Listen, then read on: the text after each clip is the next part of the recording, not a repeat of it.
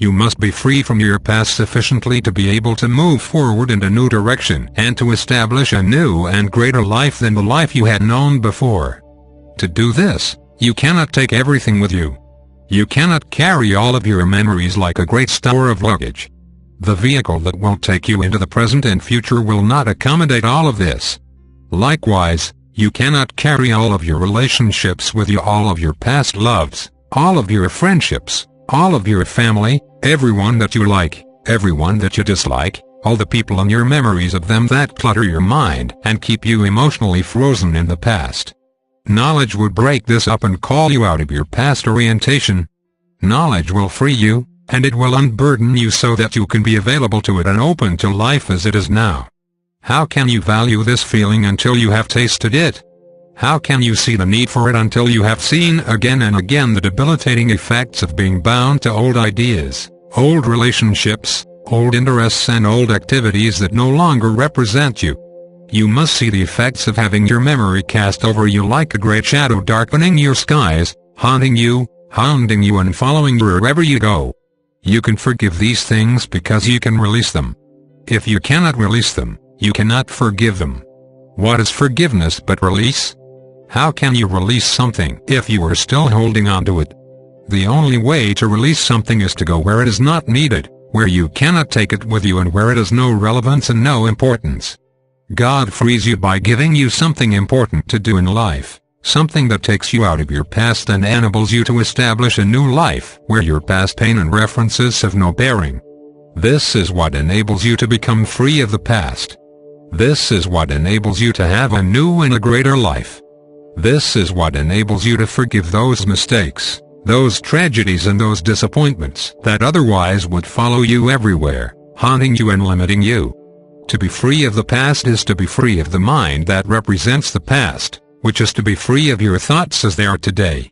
This allows you to have new thoughts, new experiences, and to have a new beginning in life. In reality, this is what it means to be born again, to wipe the slate clean, to see things as they are and not as you have always interpreted them to be open to new experiences without being conditioned against them by your past fears and disappointments. Knowledge gives you this new beginning and this great opening. This is of supreme value to you. It will also be necessary for you to learn a greater community way of knowledge. This is necessary in order for you to be able to encounter, experience and relate to the greater purpose that you carry already, which has been hidden within you all of these years. You see, you cannot hold on to everything you want in everything that has happened and hope to have anything meaningful added. When people want more, they usually want more of the past. They may say they want new things. They may say they want new opportunities. But they are really adding to an old and past emphasis in life. Your mind must be emptied. It must be opened. How can you receive if your mind is full of a whole mass of information? The mind must be free. It is as if your house were stuffed to the ceiling with all the possessions you have ever owned, everything, and you had not thrown away anything. It is all in there, things great and small, filling your every room and hallway. And you say, well, I want to bring new things into my house, but there is no room. I want to create a new feeling and atmosphere in my house, but there is no space for it.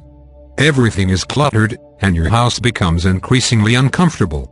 Your experience of being in it is imprisoning, and you find yourself spending all of your time maintaining all of these possessions. This is a good analogy for the mind.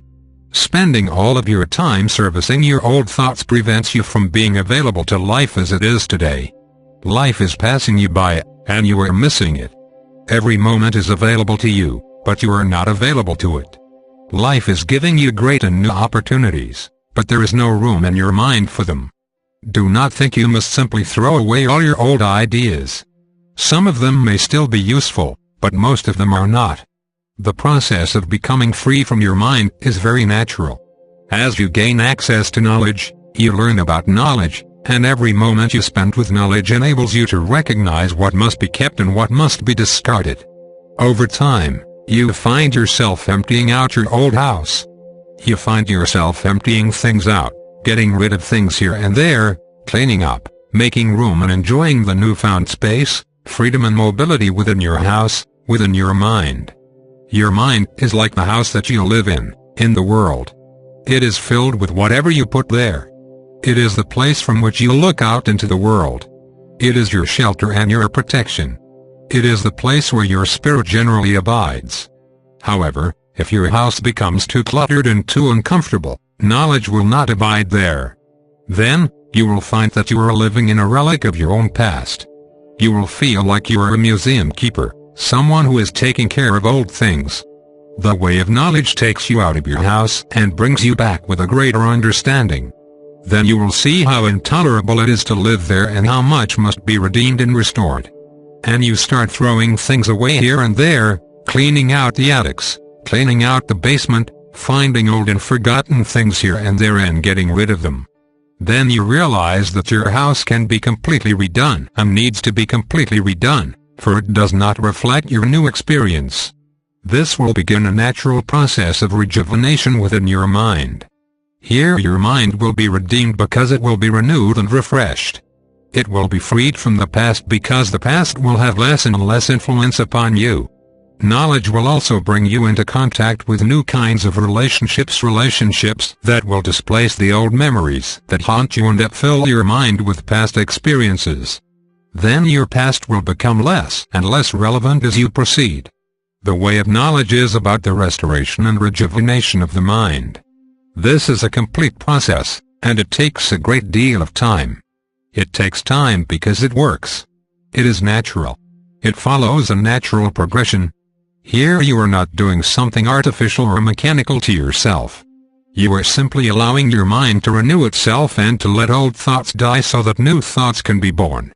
This allows a natural process of death, decay and renewal to take place within your mind. Then your mind will no longer simply be a museum of old artifacts. It will become more like a garden where things are perpetually growing, bearing their fruit and giving their gifts.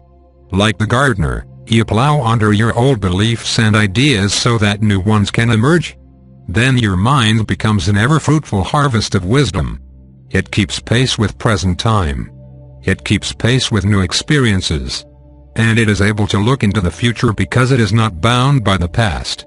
You can plant new seeds of understanding here, and the soil will be fertile because it is renewed and restored. You cannot give a new awareness to an old mind.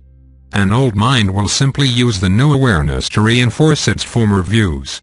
An example of this can readily be seen. When people say, "Well, I don't relate to this," or "I don't experience that," what they are saying here is that it does not relate to their past. You yourself have said this on several occasions. When new things are shown to you or when new ideas are given to you, you may say, "Well, I can relate to this, but I don't relate to that." What you're saying here is, "I can't fit this into my past." This is a very important idea to understand. The greater community way of knowledge provides a whole new opportunity to develop vision and wisdom. This will take you beyond the normal parameters of human thinking. Of course you will not be able to relate to it. It is not a part of your past. When some people hear about the greater community, they shake their heads and say, "I do not know what this means." Does that mean they should not learn about it? Does that mean it is not valid? What this means is that they cannot fit the greater community in with what they have seen, felt and learned thus far. It does not relate to their past learning. And if they try to fit it into their past learning, it becomes something about the past and not something about the present.